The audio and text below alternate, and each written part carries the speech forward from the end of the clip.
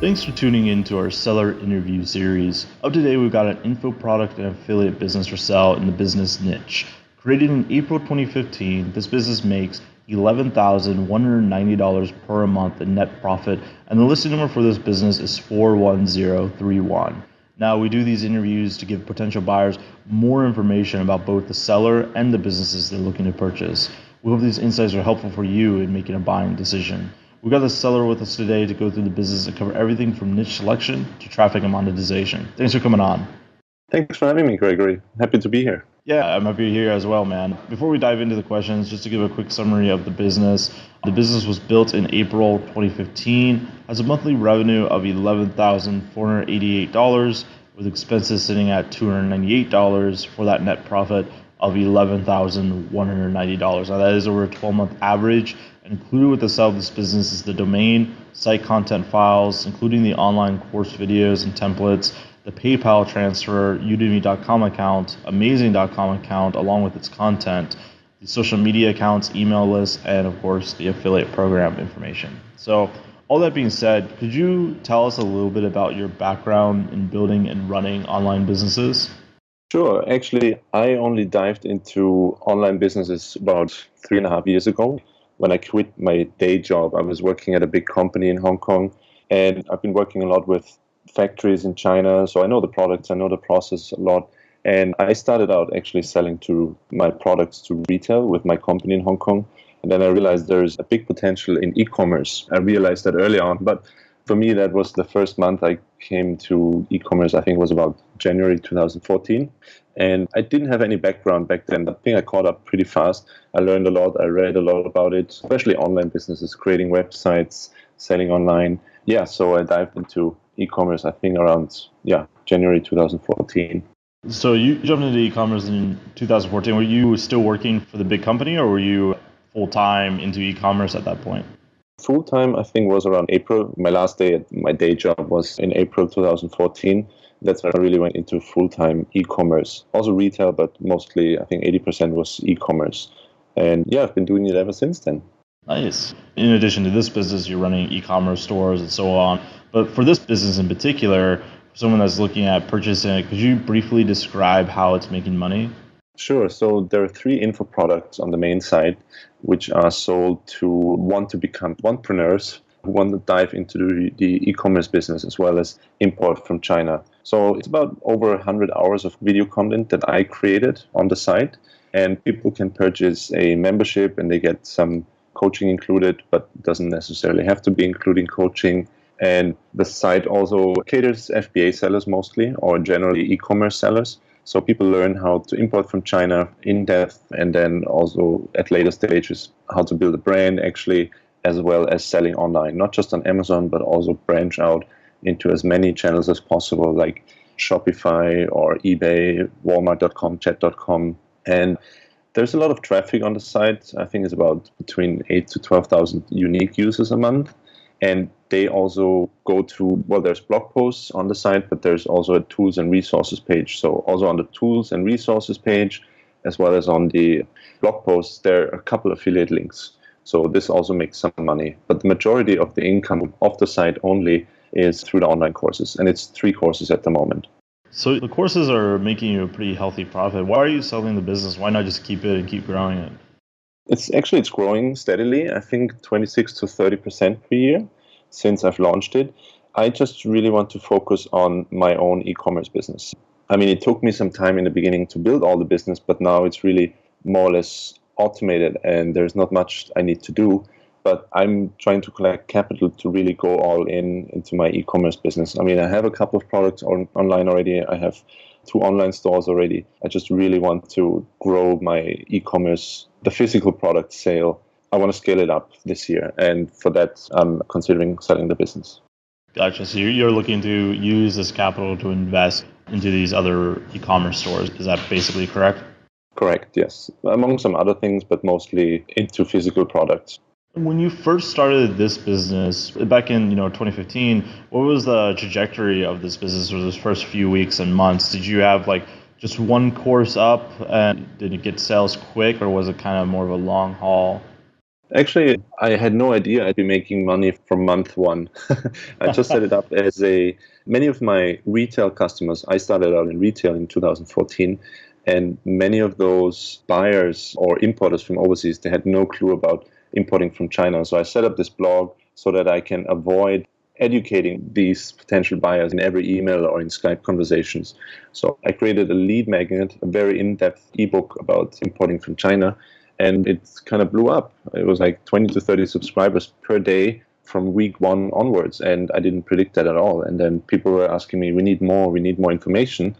And just 2 months later, I set up my first course that is still on the site today, which is also a good moneymaker in terms of that. And then I grew it from there. I added another course in 2016, and I added 2 more courses in April this year. But I started out with one course mainly. Is there anything you learned from this business in particular? Like one thing that worked really, really well that you might be applying to your future projects? Well, there's a couple of things. One thing that really worked well was the lead magnet. And obviously, we tried to create value over everything. I didn't care about profits at all from the site. And I think that paid off the most because I was in Facebook groups, I was on Reddit forums, and I just provided a lot of value. And people really appreciated that. And I mean, there's a lot of gurus or experts out there. And when you sign up for anything, it's all just pitches and pitches, and they try to sell you something. But what I did differently was just to provide value. And maybe once in a while there was a sales pitch to a product of mine. And that's what people really appreciated. And that's what really helped me to grow the business so fast. Yeah, I think that's one of the best ways to really get people loving your product, especially in the info product space. You gotta, add a lot more value up front sometimes to convince them to say your product is worthwhile, for them to purchase. I like what you said too about creating those lead magnets based off, it sounded like, common questions that people were asking you that you didn't want to type out for each one. I think that was a great idea as well.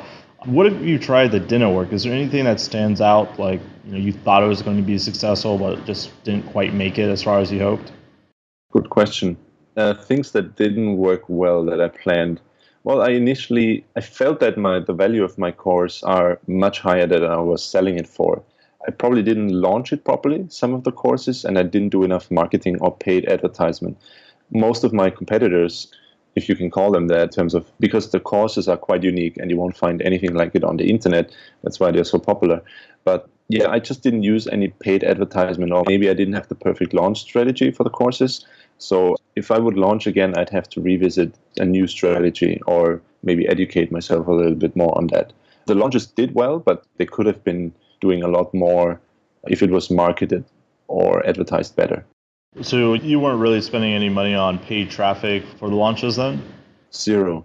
Nice. It was all organic through the email list, but also pre-launch sequence emails and a lot of content that I provided for the launch. Yeah, just no paid advertisement at all.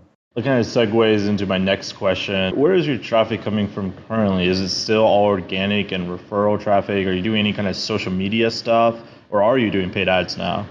Zero. No paid advertisement. There's a bit of social media. So I do have 3 social media accounts connected to the site. And I think in total is about 12 or 14,000 followers through social media.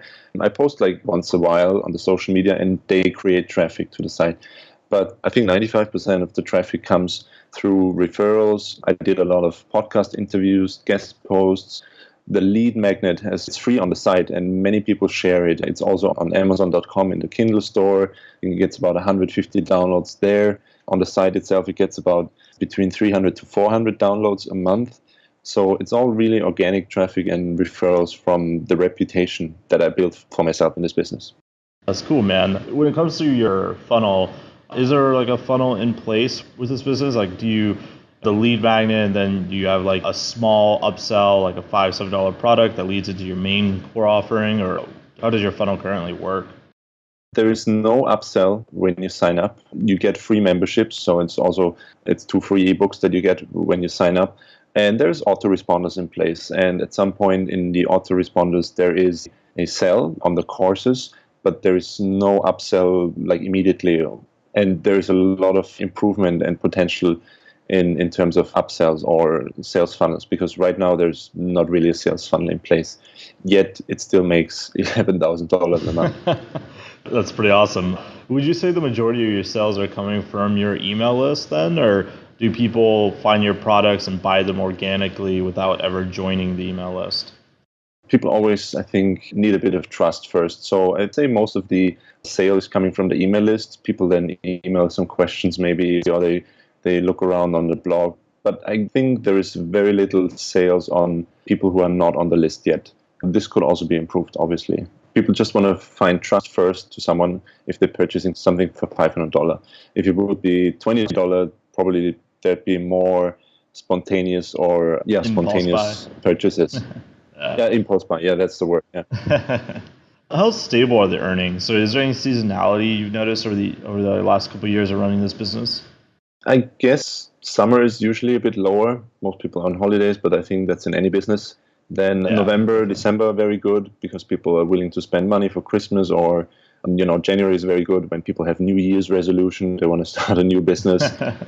I think it's pretty stable throughout the year. Maybe there's some month where there's very little sale. Then usually I would do a sale to all the subscribers. I don't know, 20% off, for example.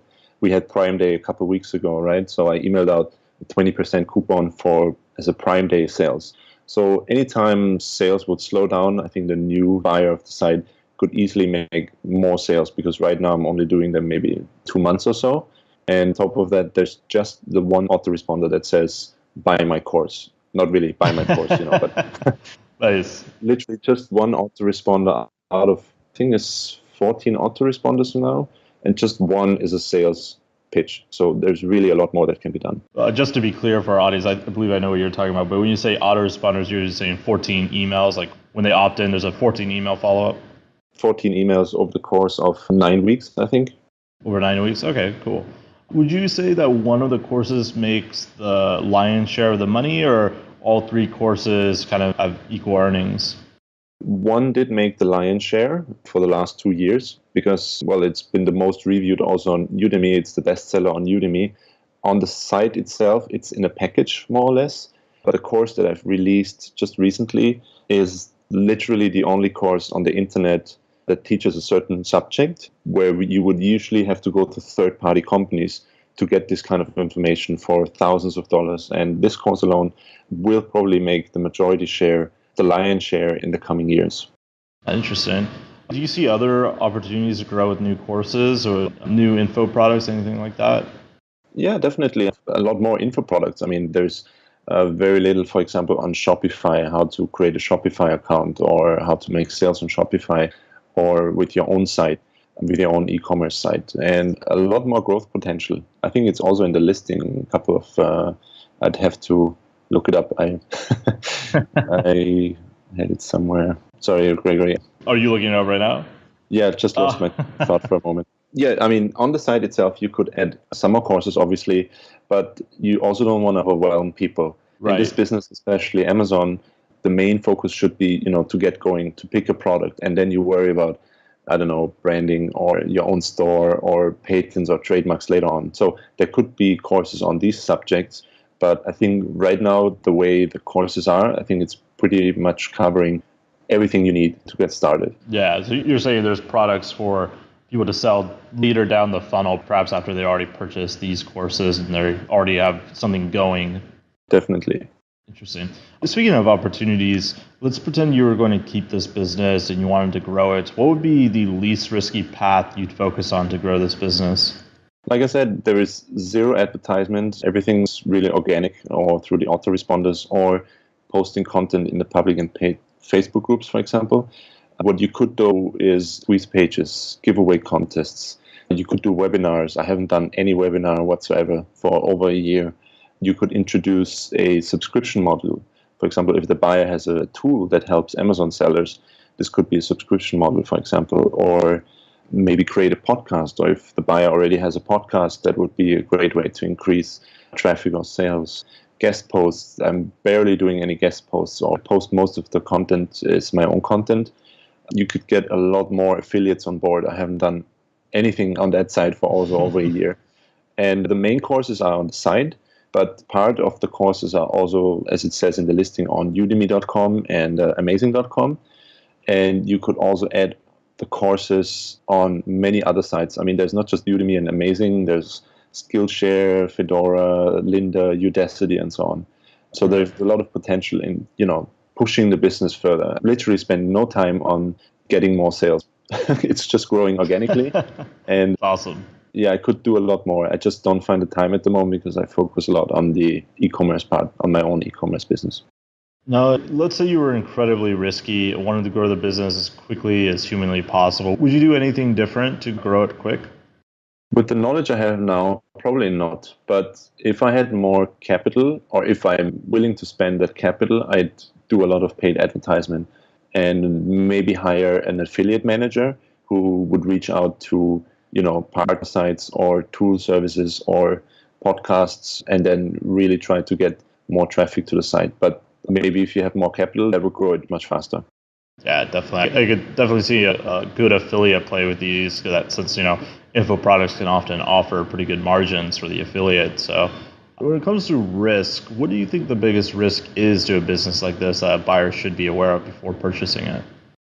I guess because I was the face of the brand for over 2 years now, there could be a risk that people recognize, well, they connect the face with the brand, right? So it would be good if the buyer had a similar niche where he could just take over and say, we've acquired this business and it's just beneficial to you. If the buyer has no experience in that area or who is not in the Amazon or FBA business or e-commerce, it would be risky to manage it with no experience, I guess. He may lose subscribers. Yeah, absolutely. That is definitely a risk. Is there anything you'd suggest for a buyer to do to mitigate the the personality brand, if you will, that you have on the site to something that further distant from you but doesn't actually hurt the business, allows it to scale up without the personality attached to it? Yeah, I think so. I mean, you could hire, for example, not experts, but you could outsource a lot of the blogging or the answering in the Facebook groups, for example. But yeah, losing my train of thought again. It's a difficult question. It is a difficult question. What you said is correct, and you can outsource some of the content, maybe even outsource the video portion of hiring, various experts on the subject matter to come in and do the videos and vary up the appearance of you, where, your appearance slowly gets diluted over, whatever, so many months until the brand itself stands on its own without needing a singular face to support it, maybe something along those lines. I think so, yeah. I mean, I could stay on as a advisor or even, help guest expert. So I'd be willing to go over the agreed time. I'd be willing to stay on for a while. I mean, if it's necessary. That'd probably be super helpful until strategy is figured out for that. Moving back here a little bit, when it comes to the work required that you're doing, what are you doing on a weekly or monthly basis to maintain this business as is? So I guess there's a couple emails every day. So I usually spend maybe half an hour, 1 hour day. No, not really. Maybe 2 hours per week on responding to emails or sending those people to the course itself.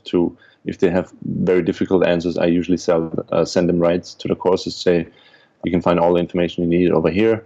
Once every 2 weeks, I write a blog post. So that usually takes me 2 to 3 hours maximum, but that can be outsourced. And well, I have been on podcasts maybe once a month at least. So that usually takes maybe an hour or so. And other than that, I'm really not doing much. I mean, I'm answering and posting in the Facebook groups now and then, but it's not more than maybe 2 hours maximum per week. Is there any skills that you suggest for someone to have before they purchase a business like this? If that person has experience in importing from China or e-commerce in general or selling online, that would be super helpful. If not, I can easily educate the new buyer. And on top of that, I mean, the new buyer has access to all the courses. So, teach themselves. Yeah, exactly. And I mean, that's a value of $1,000 US. That's on top of that, really. The highest level on the course is $997. It's a one-time payment. Yeah, I'm sure that would definitely be valuable for the buyer to actually go through the course. Even if they already know about e-commerce and, importing, it'd still be good for them to go through the course just to see what's in there, Moving to some wrap-up questions here, would you be willing to commit to a non-compete with the buyer? Oh, absolutely. And how much support would you be willing to offer that buyer? I guess the average, or I guess the common time is 30 to 45 days, but I'd be willing to spend at least 60 days in terms of support. Obviously, a couple of Skype calls and maybe Skype or Facebook chat support. I'd be willing to stay on longer. I mean, if we find the right buyer. Of course. Obviously, the best case scenario here for you and for Empire Flippers is someone comes in and buys this for full list price. But that being said, would you at all be open to 80% upfront and 20% paid out over a few months, or like maybe after reaching some kind of training threshold or earn-out scenario? Would be something you'd be at all open to? Yeah, absolutely. Perfectly okay with that. Excellent. Before I ask you my final question, I just want to give a quick summary of the business again for everyone out there listening in. As I mentioned at the top of the show, this business was built in April 2015 as a monthly revenue of $11,488 with expenses sitting at $298 for that net profit of $11,190 over a 12-month average. Included with the sale of the business is the domain, the site content, including the online course videos and templates, the PayPal transfer, Udemy, Amazing, and social media accounts, as well as the email list and affiliate program information. So my final question for you is, give me your best pitch in 30 seconds or less on why someone should purchase this business. E-commerce is the future. I mean, just recently, Jeff Bezos was named the second richest person in the world, and I think that says it all. And there's so much potential in e-commerce and new subscribers, new customers. I mean, I get a lot of emails, especially from young people. They want to get into this business. And this course, this business that I'm selling is the perfect gateway to educate those people and to catch the big market share of becoming e-commerce entrepreneurs. And I think that pretty much says it all. E-commerce is the future. And the course, the business helps bringing in people and bringing in business to the new buyer. Yeah, absolutely. It's a very hot subject matter right now in the internet world, in the internet marketing world. Also, the margins of the business are very high. I think there's a lot of potential, like we were talking about with the email, optimize it more. So definitely a very intriguing and interesting business. For everyone out there, if you're watching this on YouTube and you want more information, the link will be below this video. That'll take you to the marketplace listing. If you're watching this on the actual listing page and you want more information, you can become a depositor today. It's super easy. All you have to do is click the button, make a deposit, and you'll be given everything you need to review this business. So thank you so much for coming on, man. It's been an absolute pleasure. Thanks for having me, Gregory. Looking forward.